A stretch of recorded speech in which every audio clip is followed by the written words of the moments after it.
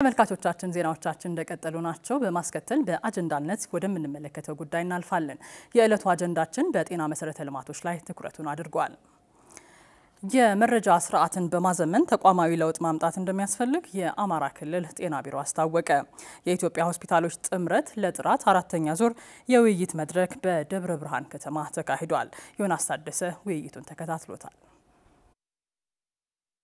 በዚህ መድረክ የደብረ ብርሃን ዩኒቨርሲቲ ፕሬዝዳንት ዶክተር አስማረ መለሰ ዩኒቨርሲቲው ስራ ከጀመረበት 1999 ዓ.ም ጀምሮ ከመማር ማስተማርና ምርምር ስራዎች በተጨማሪ ለሰሜን ሸዋ ዞንና አካባቢው በተለያዩ ዘርፎች ዕውቀትን መሰረት ያደረገ የማህበረሰብ አገልግሎት ሲሰጥ ቆይቷል እየሰጠም ነው ብለው በጤናው ዘርፍ ስለተሰሩ ስራዎችም ነው የሚያነሱት። በጤና ትምህርት በሕክምና አገልግሎት እና ምርምር የላከ አስተዋጽኦ ለማድረግ እየሰራ ይገኛል። ይህንንም እውን ለማድረግ የጤና ሳይንስ ካምፓስ በታላቁ የሕክምና ሊቅ እና ምሁር ፕሮፌሰር አስራት ወልደየስም በመሰየም ከ2013 ዓ.ም ጀምሮ በተለያዩ በመጀመሪያ በሁለተኛና በሶስተኛ ዲግሪ የሚያስተምራቸውን የጤና ተማሪዎች ልክ እንደ ፕሮፌሰር አስራት በእውቀት ክህሎትና በስነ ምግባር የታነጹ ለማድረግ እየተጋ ይገኛል።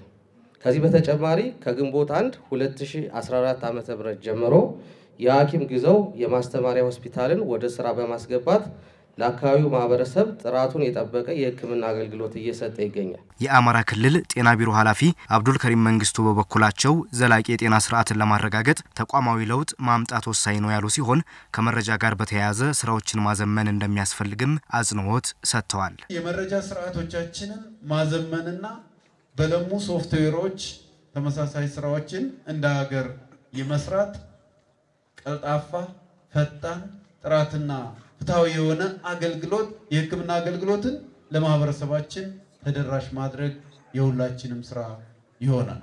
ከዚህ ባሻገር ከንግግር ያለፈ የተግባር ሰው መሆን ወሳኝ ነው ተብሏል።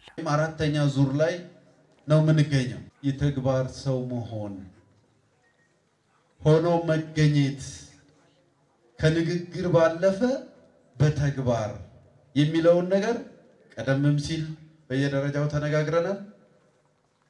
አሁንም ደግሞ ተወዳዳሪ ሆስፒታል ብቻ ሳይሆን አሸናፊ ሆስፒታል መሆን ግድ ይላል። በኢፌድሪ ጤና ሚኒስቴር የሕክምና አገልግሎት መሪ ስራ አስፈጻሚ ዶክተር ኢልባቡር ቡኖ በመድረኩ ላይ ተገኝተው የአሁኑ የሆስፒታሎች ውድድር የተለየ መሆኑን ጠቅሰው አጠቃላይ የውድድሩን ሂደትና አካሄድ አስረድተዋል። ክልሎች የየራሳቸውን ሆስፒታል ይመርጡና ቫሊዴት ያደርጋሉ። ካረጉ በኋላ ወደ ሚኒስትሪ ይልካሉ። እዛ በኋላ ሚኒስትሪም ደግሞ ድጋሚ መጥቶ እነዚህ በክልል የተመረጡትን ሆስፒታሎቹን ሪአሰስ እናደርጋለን። ከዛ ውስጥ ለሽልማት የሚበቁትን እናበቃለን ማለት ነው። ስለዚህ የአሁኑ ውድድር እጅግ በጣም ጠንካራ ነው። በፊት ምናልባት 15 ሆስፒታል ስንሸለም ነበር፣ ወደ 30 ሆስፒታል እንደ ሀገር ስንሸለም ነበር። የዘንድሮ ትልቅ ሽልማት ነው። በዚህም እያንዳንዱ ውይይትና እንቅስቃሴ ጥንቃቄ የተሞላበት እንዲሆንም ተመላክቷል። ስለዚህ ከእናንተ ምንድነው የሚጠበቀው? አንደኛ እያንዳንዱን ሆስፒታል በትክክል መመዘን ያስፈልጋል። በሐቀኝነት በታማኝነት በትክክል ማለፍ ያለባቸውን ሆስፒታሎች ማሳለፍ። ምክንያቱም እነዚህ ያለፉ ሆስፒታሎች በኋላ እንደ ሀገር ከሌሎች ሆስፒታል ጋር የሚወዳደሩ ናቸው። በውይይት መድረኩ የዞን የክልልና የፌደራል መሪዎች ተገኝተዋል።